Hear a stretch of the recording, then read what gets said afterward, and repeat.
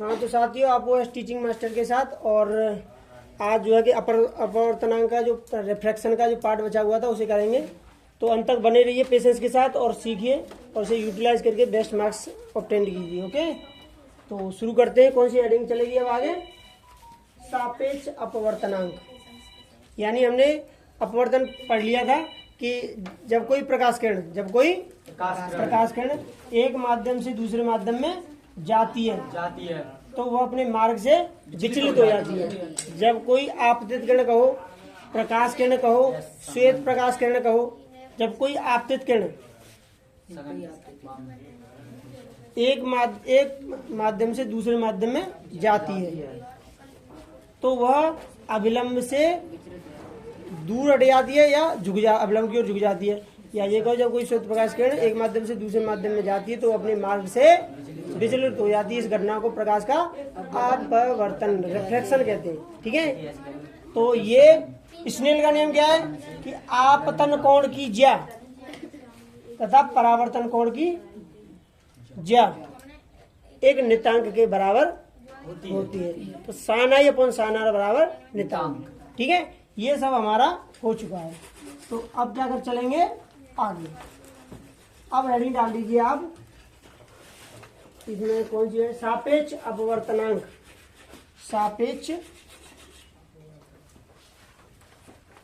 सापेक्ष अपवर्तनांक। देखो, इसकी बोर्ड में तो जो है कि डेफिनेशन बहुत रेयर कमी आती है, लेकिन न्यूमेरिकल बेस से समझें तो इसे इम्पोर्टेंट है। न्यूमेरिकल के लिए ज्यादा भौतिक विज्ञान पार्ट है। ठीक है,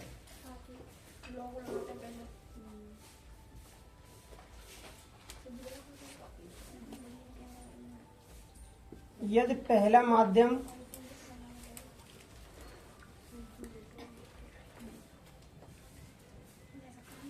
निर्वात या वायु, निर्वात किससे कहते हैं पहले बता चुके हैं। यहाँ पे वायु नहीं होती है, मतलब ऐसे मान चलिए कि कोई कांच की जो बोतल है और उस बोतल का ढक्कन लगा दिए, उसके अंदर निर्वात बन जाएगा एक तरीके से, मतलब उसमें कोई गैस नहीं होगी। ठीक है, तो यदि पहला माध्यम निर्वात या वायु हो तथा अन्य माध्यम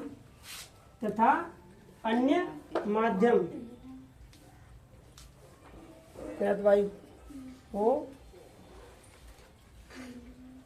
पहला माध्यम निर्वात या वायु के स्थान पर अन्य माध्यम हो, निर्वात या वायु के स्थान पर अन्य माध्यम हो, क्या हो? अन्य माध्यम हो तो इसे पहले माध्यम के सापेक्ष पहले माध्यम के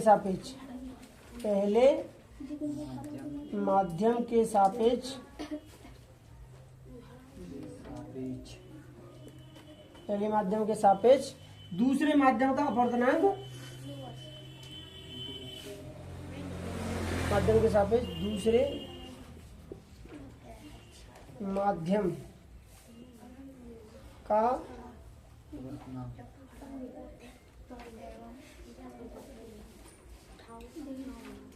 अपवर्तनांक।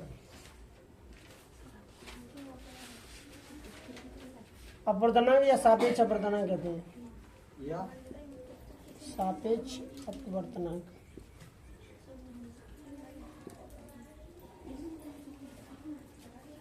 कहते हैं। अपवर्तनांक या सापेक्ष अपवर्तनांक कहते हैं।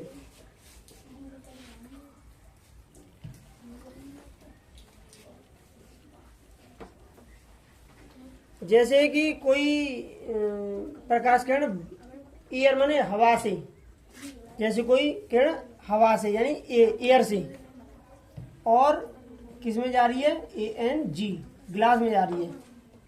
ठीक है, तो वो क्या हो जाएगा? Sine I upon sine R के इक्वल। अब इसमें थोड़ा सा नोट कर लेते हैं। ठीक है, इसमें नोट पॉइंट देख लेंगे थोड़े से।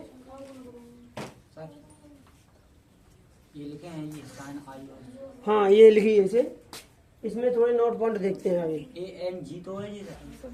जैसे अब आगे नोट में लिखना कि ये बोला जाए कि वायु के सापेक्ष, वायु के सापेक्ष, लिसन समझो पहले से, वायु के सापेक्ष, वायु के सापेक्ष जल का अपवर्तनांक, वायु जल का अपवर्तनांक। ये क्या बोला, वायु के सापेक्ष जल का अपवर्तनांक। तो वायु के जिसके सापेक्ष होता है उसे लेते हैं पहले, यानी ए, ये मतलब एयर, वायु के तो ए, एयर माने वायु या हवा, तो उसका पहला वाला ले लेते हैं ए को। क्लियर है? के सापेक्ष मतलब एन, एन यू है कि अपवर्तनांक को शो करता है।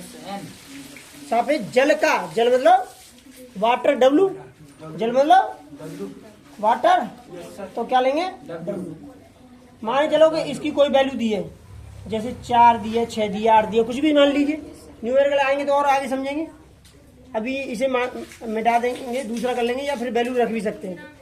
और अगर दूसरा कर लिया कि वायु के सापेक्ष, वायु के सापेक्ष कांच का अपवर्तनांक, कांच का अपवर्तनांक AG बराबर, तो वायु है, वायु मतलब पहले आ रही है, तो पहले लिख लीजिए, और अपवर्तनांक एन से डिनोट करेंगे।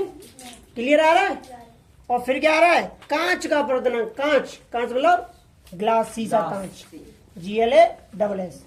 तो इसमें से क्या उठा लेंगे, जी को। ये आपको थ्योरी में, फेयर में नहीं लिखना है, ये सिर्फ समझने के लिए। न्यूमेरिकल में इसकी कंप्लीट बता दे रहा हूँ कि जी क्यों आ रहा है यहाँ पे। तो फिर यानी वायु के सापेक्ष और कांच का अपवर्तनांक, इस ये माने चलिए कि 10 दे रहा है, या फिर मतलब मान लीजिए 8 दे रहा है, या 6, जो भी दे रहा है, वो अभी न्यूमेरिकल करेंगे, अभी मान लेते हैं ये। Yes sir. अब वो आपसे सवाल क्या पूछ सकता है कि जल के सापेक्ष कांच का अपवर्तनांक ज्ञात करो। जल के सापेक्ष, जल के सापेक्ष कांच का अपवर्तनांक, कांच का अपवर्तनांक, अपवर्तनांक।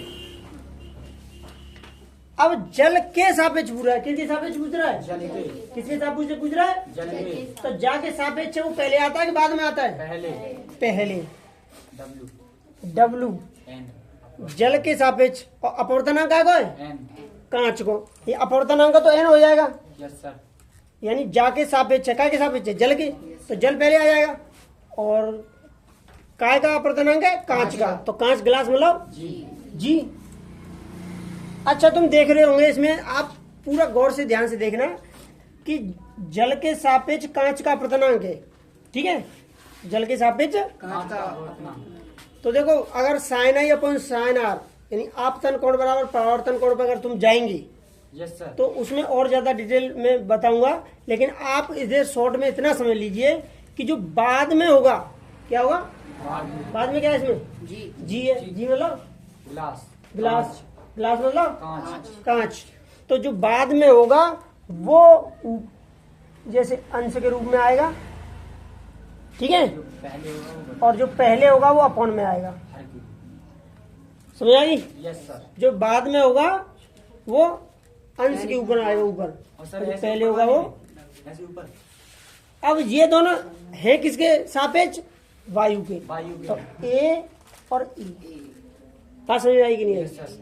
यानी जाके सापेक्ष कहेगा वो पहले आएगा, और का अपवर्तनांक वो पीछे आएगा। पीछे, क्लियर बात समझ आ रही नहीं आ रही? सर। इसमें बहुत कंफ्यूज होते हैं बच्चे। यानी जाके सापेक्ष कहेगा, जैसे वायु के सापेक्ष तो वायु पहले आ गई, यस सर। काय का, जल का जल बाद का। में आएगा, के सापेक्ष कहाँ आएगा, पहले, पहले, काय का अपवर्तनांक, कांच का बाद में। लेकिन जब दोनों का ये मिक्सअप ऐसे करेंगे कि जल के मतलब पहले, किसका, कांच का, जी, इसका निकालेंगे तो जो जी है वो बाद वाला अंश में आएगा, और जो पहले वाला हर में आएगा। क्लियर हुई बात?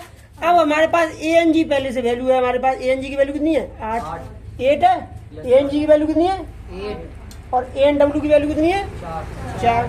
4 का भाग देंगे 8 में तो क्या हो गया, यानी WNG = 2। समझ आया कि नहीं आया? Yes sir. क्लियर आया समझ में? इस तरीके से आपके न्यूमेरिकल चलेंगे।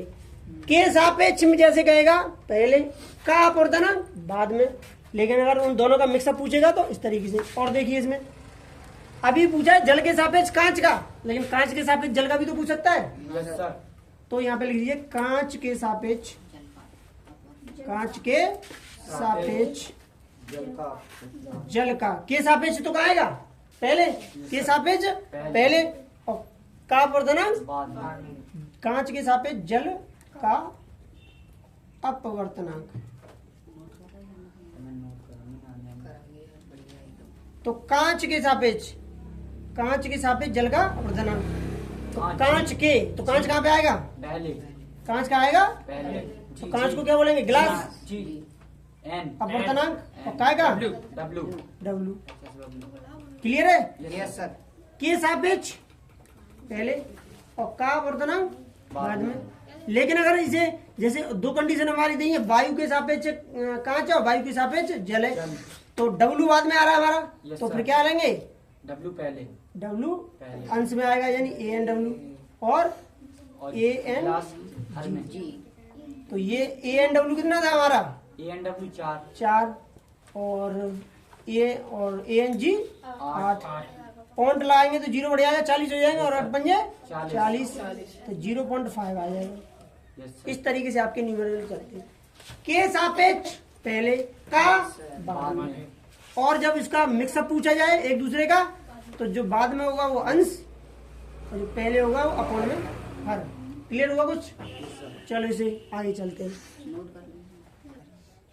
देखिए इसे ये सवाल है, वायु के सापेक्ष जल तथा कांच के अपवर्तनांक 1.35 तथा 1.50 है।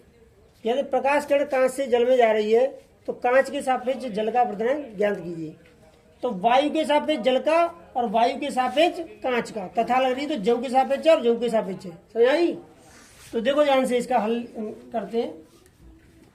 वायु के सापेक्ष यानी जिसके सापेक्ष होता है वो कहाँ आता है, पहले या बाद में? पहले। तो वायु मतलब एयर, मतलब ए के सापेक्ष अपवर्तनांक, अपवर्तनांक मतलब एन। वायु के सापेक्ष जल, जल मतलब वाटर डब्ल्यू। वाटर डब्ल्यू, यानी ए एन डब्ल्यू। अब यहाँ पे तुम देख रहे हो जल और कांच करके दिया है, तो अपवर्तनांक पहले ये दे रहा है फिर ये दे रहा है, तो पहले वायु के सापेक्ष जल का होगा, फिर वायु के सापेक्ष कांच का होगा। ऐसे ही होगा। Yes sir. पहले वायु के सापेक्ष जल का है तो पहला मान, और वायु के सापेक्ष कांच का है तो दूसरा मान। तो वायु के सापेक्ष वाटर जल का है तो कितना दे रहा है? 1.35। ओके। अब क्या कह रहा है कि वायु के सापेक्ष कांच, वायु के सापेक्ष कांच यानी ए एन जी, इसकी वैल्यू कितनी दे रहा है? 1.50। ओके। यदि प्रकाश किरण कांच से जल में जा रही हो, कांच से तो पहला माध्यम का होगा कांच और दूसरा माध्यम का होगा जल। तो कांच के सापेक्ष, कांच के किसके सापेक्ष? कांच मतलब जी ग्लास, तो जी पहले आएगा बाद में। पहले।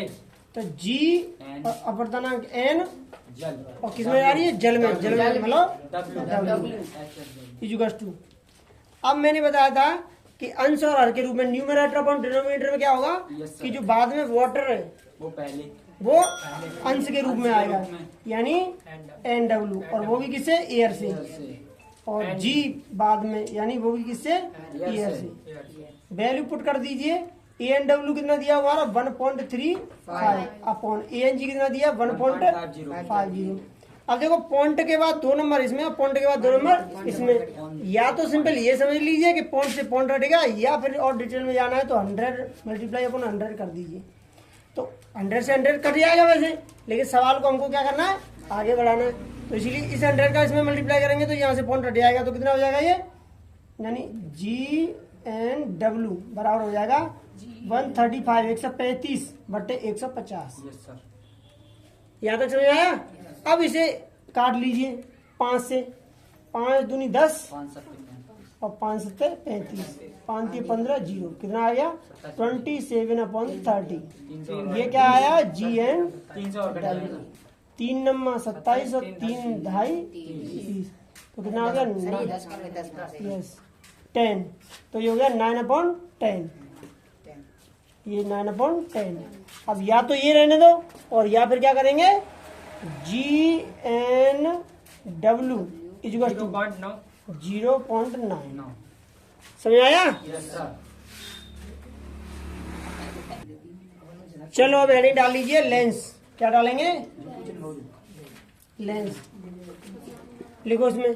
तो लेंस में क्या है कि दर्पण जो होते हैं, दो दर्पणों को मिला के एक तरीके का बना सकते हो आप लोग। तो इसमें कैसे करेंगे कि दो पृष्ठों से घिरा हुआ कोई पारदर्शी माध्यम, दो पृष्ठों से घिरा हुआ कोई पारदर्शी माध्यम, दो पृष्ठों से घिरा हुआ कोई पारदर्शी माध्यम क्या कहलाता है? लेंस कहलाता है। दोनों पृष्ठ गोलीय हो सकते हैं, दोनों पृष्ठ गोलीय हो सकते हैं। तो दो पृष्ठों से घिरा हुआ कोई पारदर्शी माध्यम, दो पृष्ठों से घिरा हुआ कोई पारदर्शी माध्यम जिसका एक या दोनों पृष्ठ गोलीय हो सकते हैं, जिसका एक या दोनों पृष्ठ गोलीय हो सकते हैं। देखो दर्पण में हमें क्या करते थे कि ये हो गया और ये अवतल बना दिया, यस सर। ठीक है, और ये उत्तल बना दिया। और लेंस में क्या होगा कि दो पृष्ठों से घिरा हुआ कोई पारदर्शी माध्यम, दो पृष्ठों से घिरा हुआ कोई पारदर्शी माध्यम जिसमें एक या दोनों पृष्ठ गोलीय हो सकते हैं। ठीक है, ये बात रखनी है। दो पृष्ठों से घिरा हुआ कोई पारदर्शी माध्यम जिसमें एक या दोनों पृष्ठ गोलीय हो सकते हैं। क्लियर हुआ? दो पृष्ठों से घिरा हुआ कोई पारदर्शी जिसमें एक या दोनों पृष्ठ गोलीय, पृष्ठ मतलब होता है किनारा एक तरीके से, पृष्ठ। ठीक है, चलो इसे लिख लीजिए। तो दो पृष्ठों से घिरा हुआ कोई पारदर्शी माध्यम, दो पृष्ठों, देखो एक पृष्ठ ये हो गया, ठीक है, एक पृष्ठ क्या हो गया, लिसन, एक पृष्ठ ये हो गया और दूसरा पृष्ठ ये हो गया, और ये क्या है, मुख्य चिन्ह निकाल दी। ठीक है, ये प्रकाशिक केंद्र हो गया। दो पृष्ठों से घिरा हुआ, दो पृष्ठों से घिरा हुआ कोई पारदर्शी माध्यम, घिरा हुआ कोई पारदर्शी माध्यम, दो पृष्ठ, एक पृष्ठ ये हो गया और पृष्ठ ये हो गया, दोनों पृष्ठों से घिरा हुआ कोई पारदर्शी माध्यम, एक पृष्ठ दूसरा पृष्ठ, दो पृष्ठों से घिरा हुआ कोई पारदर्शी माध्यम जिसका एक या दोनों, एक या दोनों पृष्ठ, एक या दोनों पृष्ठ गोलीय हो सकते हैं, गोलीय हो सकते हैं।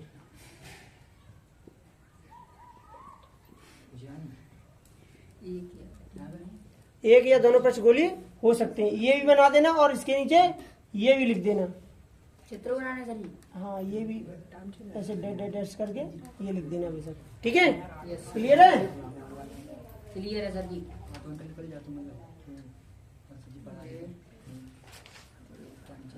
छोटे छोटे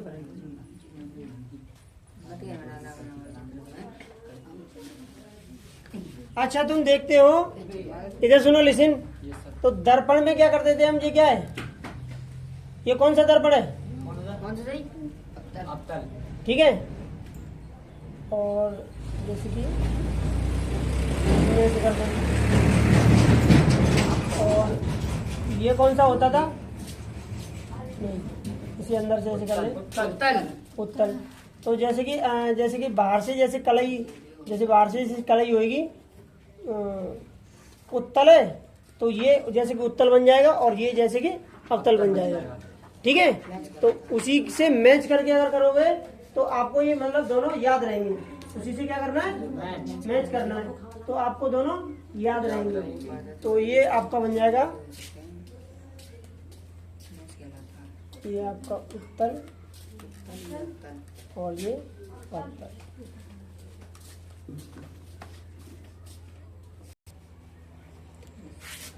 तो दो पृष्ठों से घिरा, तो एक पृष्ठ ये, एक पृष्ठ ये, एक पृष्ठ ये, एक पृष्ठ ये, दो पृष्ठों से घिरा कोई पारदर्शी माध्यम। पारदर्शी इसलिए क्योंकि उसमें आर पार मतलब वो जो कि मतलब प्रकाश जा सके। तो पारदर्शी माध्यम जिसका एक या दोनों पृष्ठ गोलीय हो, एक या दोनों पृष्ठ गोलीय हो, गोली हो सकते हैं, लेंस कहलाता है। इसमें आगे चाहे तो ले सकते हैं, गोली हो सकते हैं, लेंस कहलाता है। लेंस कहलाता है, क्या कहलाता है? लेंस कहलाता है। अब इसमें आगे ऐड किया करते हैं लेंस के प्रकार। लेंस के प्रकार ये दो प्रकार के होते हैं। ये दो प्रकार के होते हैं। कितने प्रकार के होते हैं? दो प्रकार के। नंबर एक अवतल लेंस और नंबर सेकंड उत्तल लेंस। ठीक है, अब हेडिंग डाल लीजिए आप, प्रकाशिक केंद्र। प्रकाशिक प्रकाशिक केंद्र,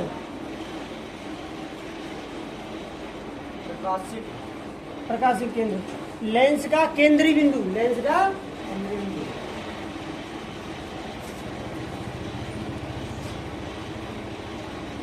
लेंस का